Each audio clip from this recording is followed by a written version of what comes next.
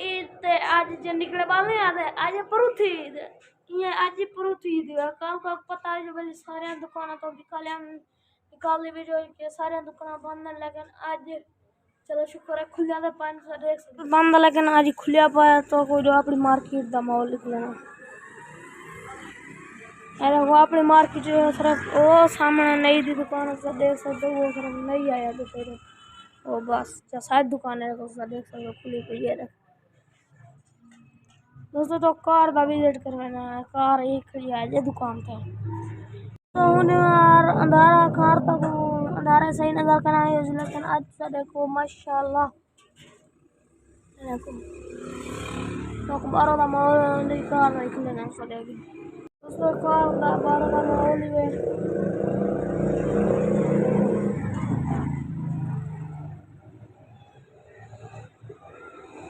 दोस्तों तो पास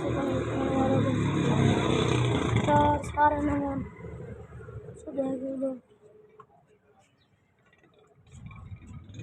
पता है ना तू सारे पैसे व्हील कब ढाका है दोस्तों सारा ऐसे शनारी तो पता ही जो ही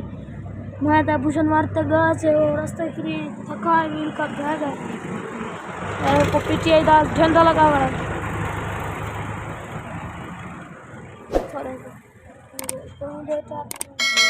व्हील कब लगे कड़ा ये जो मन में जुत्ती के नाम तो देख सकते हो दोस्तों बड़ा मिल सुना मैंने